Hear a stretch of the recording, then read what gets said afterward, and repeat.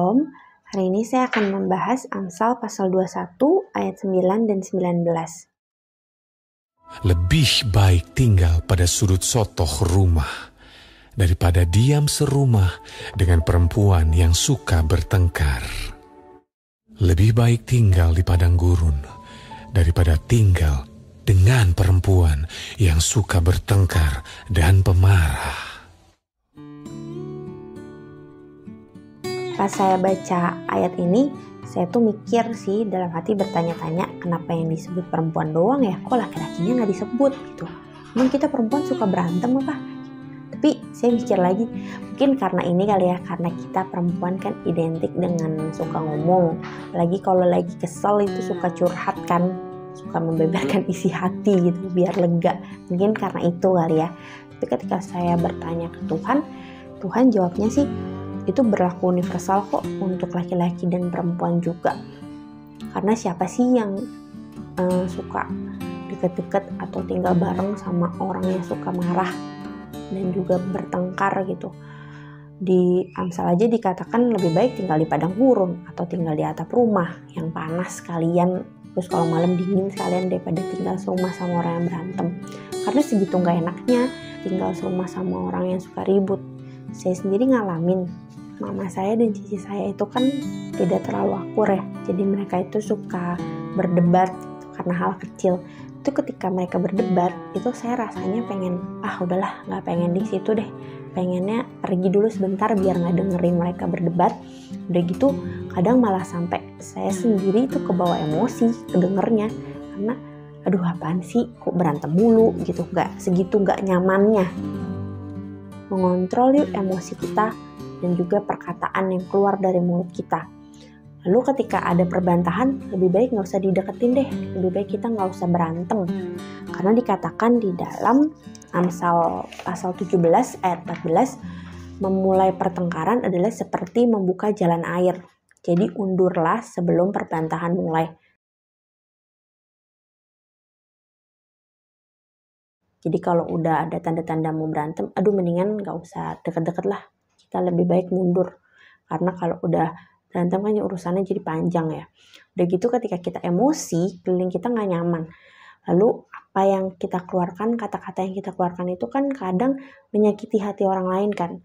Udah gitu juga terkadang kita tidak bermaksud mengatakan hal seperti itu, tapi karena lagi emosi, kebawa emosi, jadi mengeluarkan kata-kata yang tidak enak. Terkadang malah ujungnya kita nyesel ngomong kayak gitu kan.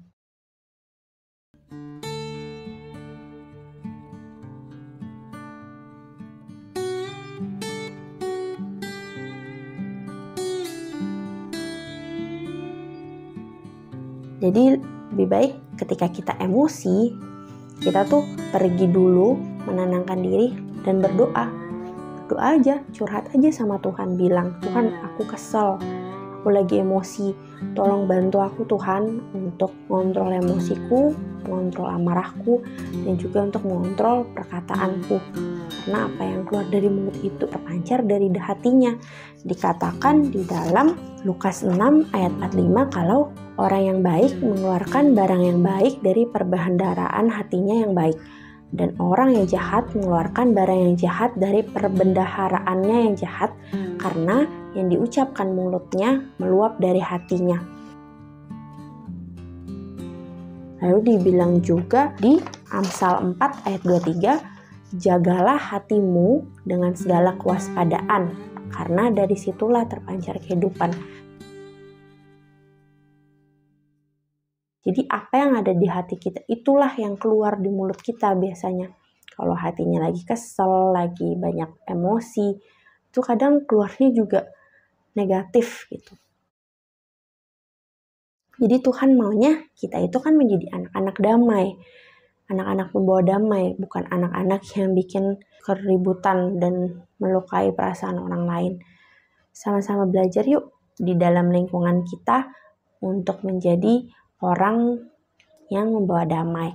Karena dikatakan di dalam 1 Petrus 3 ayat 10-11, siapa yang mau mencintai hidup dan mau melihat hari-hari baik, ia harus menjaga lidahnya terhadap yang jahat.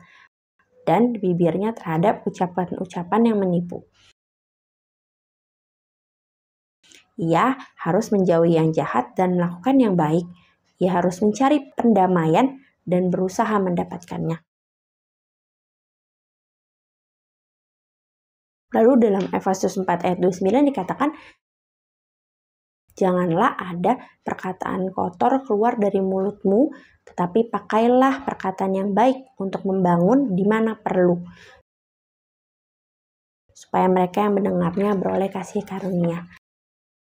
Apa yang keluar dari mulut kita itu menjadi kekuatan buat orang lain, bisa menjadi berkat buat yang mendengar, bukan malah bikin mereka jadi menjauh dan juga tersakiti dengan perkataan kita.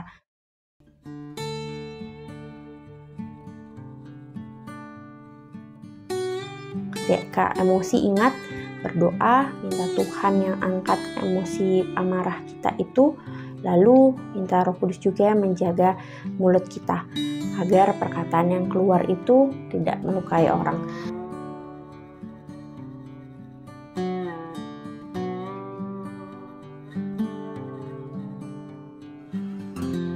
Matius 5 ayat 9, berbahagialah orang yang membawa damai, karena mereka akan disebut anak-anak Allah.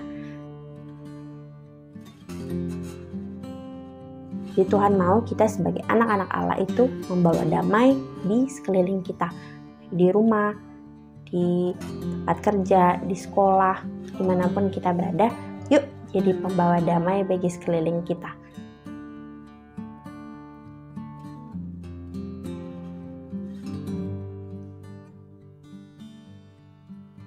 Terima kasih